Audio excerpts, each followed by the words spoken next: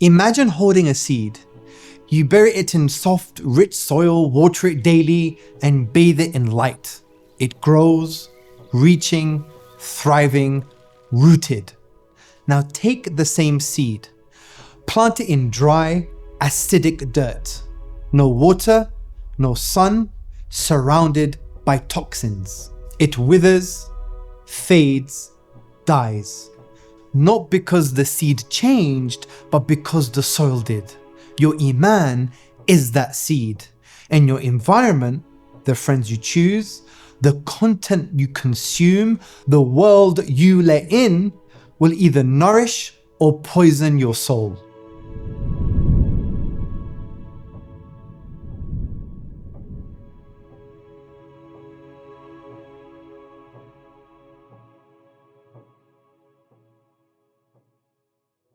Welcome to episode 4.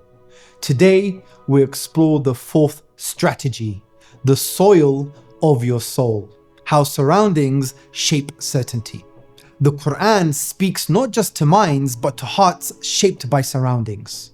Allah mentions what people will say, what some people will say. Woe to me! I wish I had not taken that one as a friend. He led me away from the reminder after it had come to me. This was not a loss of belief through argument, it was a quiet erosion through company. Shaitan rarely shouts, he whispers, and slowly his whispers become your norms. The Prophet ﷺ warned us too. He said, a person is upon the religion of his close friend, so let each of you carefully consider whom he befriends. And again, with vivid imagery, the Prophet ﷺ said, the parable of good and bad company is that of a seller of musk and a blacksmith. The seller of musk will give you perfume, you will buy some, or you will notice a pleasant smell. As for the blacksmith, he will burn your clothes, or you will notice a bad smell. The musk seller leaves you scented, the blacksmith stains you. If not with fire, then with smoke. Exposure imprints. Even if you don't imitate, it shapes you. And this is echoed by social science. Consider the Solomon Asch conformity study in 1951. Participants were shown a series of lines and asked to match them by length. An easy task. But when planted actors in the group gave wrong answers, many participants followed suit, giving answers they knew were wrong, just to conform. The study revealed how deeply we crave social acceptance, even at the cost of truth.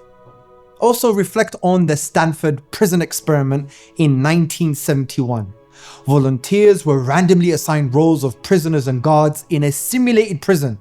Within days, the guards began abusing the prisoners, not out of malice, but because the environment normalized cruelty. The study showed how toxic surroundings can corrupt ordinary people.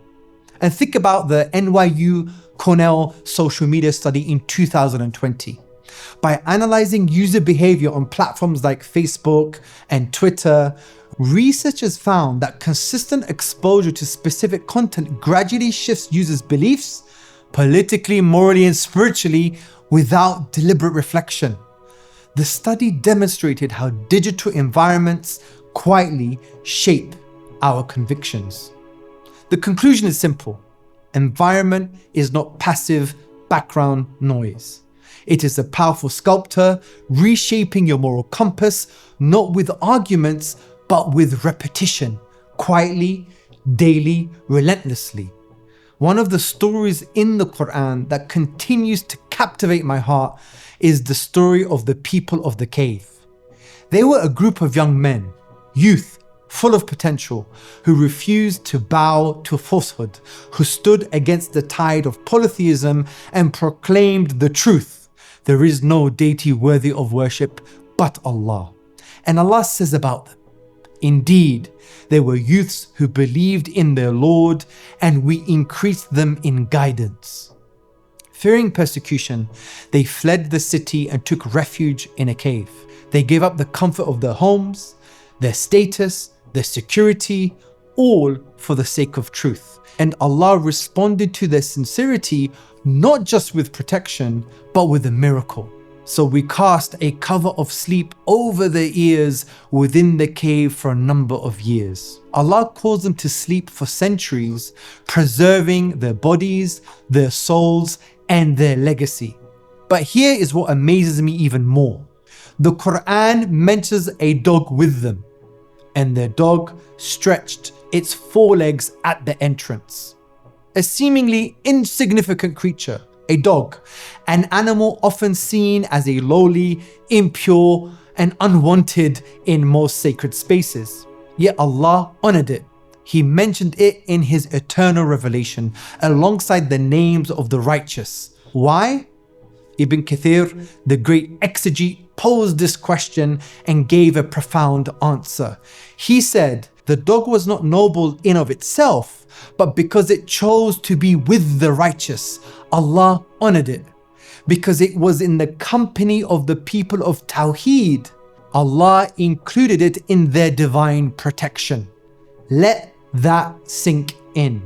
If Allah honored a dog, an animal, because it was with righteous companions, then what might He do for you if you surround yourself with people who remind you of Him? What mercy could descend in your life? What guidance could flood your heart? What peace could blossom in your soul? Simply because you walked with the people of truth. The message is stunningly clear. O you who believe, fear Allah and be with those who are truthful. Close friends that day will be enemies to each other, except for the righteous. Who you surround yourself with matters. It matters deeply, because company doesn't just influence you, it reshapes you. It defines you. It can even determine your eternity.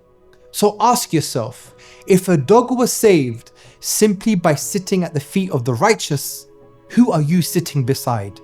It is important to understand doubt develops through exposure, not just by argument.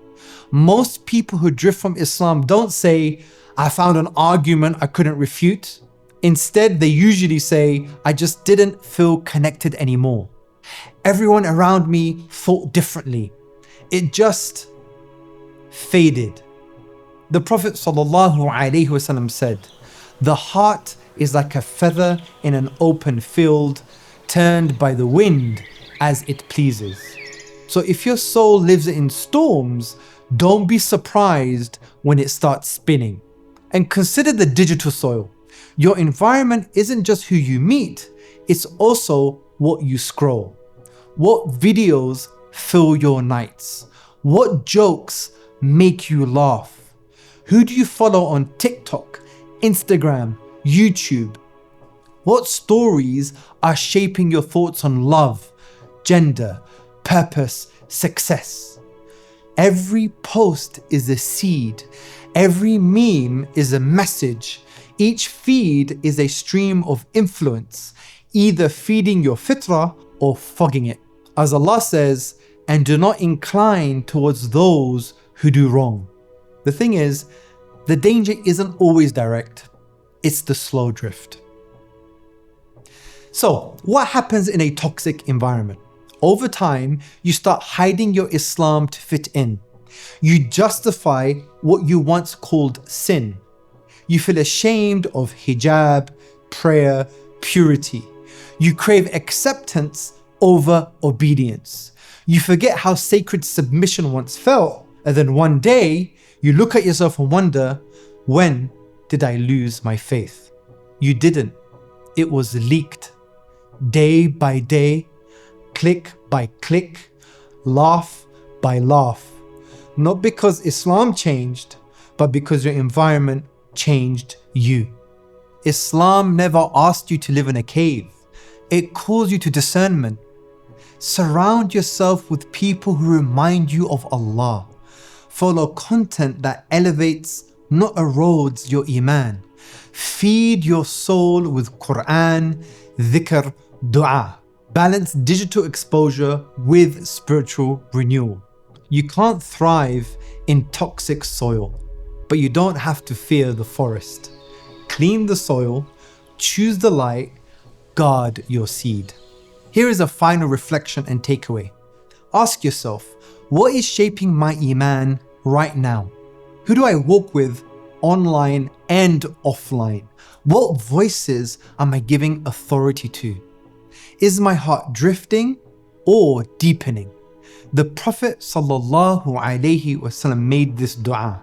O Allah, grant us beneficial knowledge, pure sustenance, and accepted deeds.